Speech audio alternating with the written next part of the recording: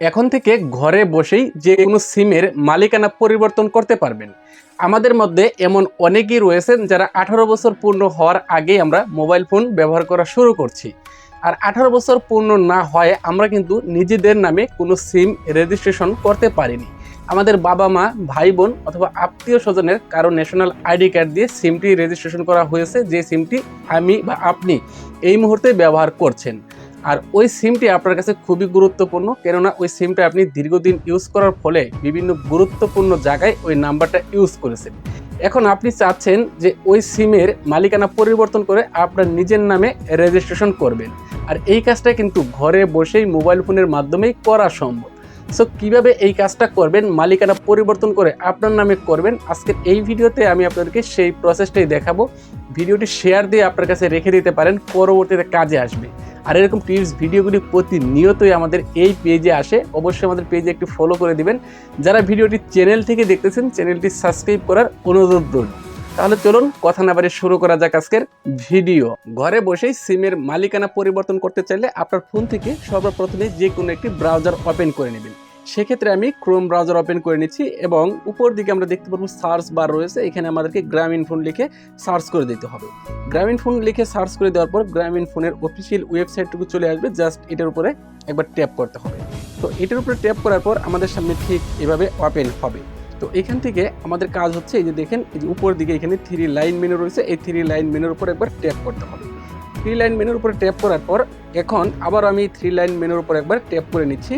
Tap করে আবার নিচের দিকে চলে আসলে আমরা দেখতে পারবো এখানে শপ নামে একটি অপশন রয়েছে, এটার উপর একবার ট্যাপ করব। ওকে, এটার উপর ট্যাপ করার পর এবার নিচের দিকে চলে আসলে আমরা দেখতে পারবো এখানে সিম সার্ভিস নামে একটি অপশন রয়েছে। তো আমাদেরকে এই সিম সার্ভিসের উপর একবার ট্যাপ করতে হবে। তো আমি এখানে ট্যাপ করছি। ট্যাপ করার পর এবার নিচের দিকে চলে আসলে আমরা দেখতে পারবো ট্রান্সফার অফ সিম ওনারশিপ। ওকে, এটার উপরে ট্যাপ করতে হবে। এটার উপরে ট্যাপ করার পর আমাদের সামনে এভাবে ওপেন হবে। তো এখান থেকে স্ক্রল ডাউন করে নিচের দিকে চলে আসলে এখানে আমরা দেখতে পারবো কিছু অপশন রয়েছে, অর্থাৎ কিছু ফর্ম রয়েছে। এই ফর্মটা আমাদেরকে পূরণ করতে হবে। এখন প্রথমেই হচ্ছে আপনি যে সিমের ওনারশিপ ট্রান্সফার করবেন ওই সিমের নাম্বারটুকু এখানে দিয়ে দিবেন। আমি এখানে একটি ডেমো নাম্বার দিয়ে দিচ্ছি, আপনারা আবার এই নাম্বারে কল করতে যাবেন না, কারণ এটা হচ্ছে আমি ডেমো নাম্বার দিচ্ছি, আমার মন গড়া নাম্বার। এই নাম্বারটা কার আমি নিজেও বলতে পারিনি। ওকে, তো এই নাম্বারটা এখানে দিয়ে দিবেন। প্রথমে নাম্বারটা দিয়ে দিবেন, তারপর এখানে আপনার ন্যাশনাল আইডি কার্ডের নাম্বারটা দিয়ে দিবেন।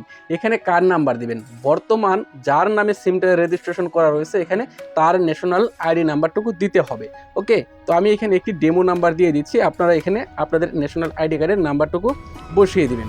এবার নিচের দিকে চলে আসলে দেখুন এই যে এখানে একটি অপশন রয়েছে নিউ সিম ওনার্স মোবাইল নাম্বার, অর্থাৎ এখানে আপনাকে একটি কন্ট্যাক্ট নাম্বার দিতে হবে। যার নামে নতুন করে রেজিস্ট্রেশন করতে চাচ্ছেন বা ওনারশিপ ট্রান্সফার করে যাকে আপনি ওনারশিপ করতে চাচ্ছেন তার একটি এখানে ফোন নাম্বার দিতে হবে। এই নাম্বারটা তো এই নাম্বারটা হচ্ছে যোগাযোগের একটি নাম্বার, এছাড়া কিন্তু অন্য কোনো নাম্বার না, বা আপনি এখানে যে কোনো নাম্বারই দিয়ে দিতে পারেন। ওকে, তো আমি এখানে একটি নাম্বার দিয়ে দিলাম। এবার এখান থেকে নিচের দিকে চলে আসব এবং এখানে দেখতে পারবো অ্যাড টু কার্ট, জাস্ট এটার উপরে ট্যাপ করে দেব। এটার উপর ট্যাপ করার পর আমাদের সামনে এভাবে ওপেন হবে, এখানে নতুন একটি ইন্টারফেসে আমাদেরকে নিয়ে আসবে। তো এইখানে মূলত আপনার নাম লিখতে হবে, এখানে আপনার নামটুকু লিখে দিবেন। তো আমি এখানে একটি ডেমো নাম দিয়ে দিচ্ছি, তো আপনার এখানে অবশ্যই আপনার নামটুকু এখান থেকে লিখে দিবেন। তো আমি লিখে দিলাম। এইখানে আরেকটি মোবাইল নাম্বার দিতে হবে। এখন যার নামে আপনি ওনারশিপ ট্রান্সফার করতে চাচ্ছেন তার এখানে মোবাইল নাম্বারটুকু দিতে হবে। তো এখানে আবারও একটি মোবাইল নাম্বার দিয়ে দিচ্ছি, আপনারা এখানে আপনাদের মন মতো একটি নাম্বার দিয়ে দেবেন, অর্থাৎ আপনার যে নাম্বারটা সবসময় অ্যাক্টিভ থাকে সেটা দিয়ে দিবেন। এখানে ইমেল দেওয়ার প্রয়োজন রয়েছে, তো এখানে আপনি ইমেল দিতেও পারেন, নাও দিতে পারেন, এটা কিন্তু অপশনাল। তো এই যে এখানে দেখেন, এই যে এখানে স্টার চিহ্ন যেগুলিতে রয়েছে এগুলি আপনাকে বাধ্যতামূলক ফিল আপ করতে হবে। এবার নিচের দিকে চলে আসবেন, এখানে ইমেল আইডি আমরা দিলাম না, এখান থেকে ডিস্ট্রিক্ট সিলেক্ট করতে হবে। আমি এখানে ট্যাপ করলাম, ট্যাপ করে দিয়ে আপনার ডিস্ট্রিক্টটুকু সিলেক্ট করে নেবেন। আমার যেহেতু শেরপুর, সেক্ষেত্রে আমি এখান থেকে শেরপুর সিলেক্ট করে নিচ্ছি।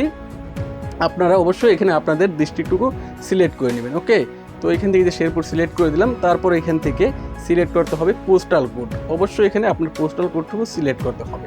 তো এখান থেকে আমি আমার পোস্টাল কোডটুকু দিয়ে দিচ্ছি, অবশ্যই আপনি আপনার পোস্টাল কোড দিয়ে দিবেন। এবার এখান থেকে আপনার অ্যাড্রেস দিতে হবে, এখানে আপনার অ্যাড্রেসটুকু দিয়ে দিবেন।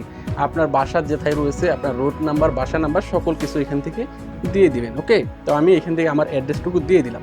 এবার এখান থেকে যদি আমরা নিচের দিকে চলে আসি তাহলে যেখানে দেখতে পারবো কন্টিনিউ টু রিভিউ, জাস্ট এটার উপরে ট্যাপ করে দিব। ট্যাপ করে দেওয়ার পর এখন দেখেন এখান থেকে আমাদেরকে 115 টাকা পেমেন্ট করতে হবে, যেটা হচ্ছে ডেলিভারি চার্জ। ওকে, তো এখান থেকে আপনি বিকাশের মাধ্যমে, নগদের মাধ্যমে পেমেন্ট করতে পারেন। তো আমি এখানে ট্যাপ করে দিয়ে এখান থেকে কিন্তু আমি পেমেন্ট করতে পারবো। তো আপাতত এখানে আমাদেরকে ডেলিভারি ফি 0 টাকা দেখাচ্ছে, কোনো টাকা লাগছে না। আপনাদের যদি টাকার প্রয়োজন হয়, এখানে যদি টাকা দিতে বলে, সেক্ষেত্রে আপনি এখান থেকে পেমেন্ট করবেন। তো এখন নিচের দিকে কন্টিনিউ নামে যে অপশনটা রয়েছে, এখানে যদি ট্যাপ করে দেন তাহলে গ্রামীণ ফোনের কাছে একটি রিকোয়েস্ট চলে যাবে।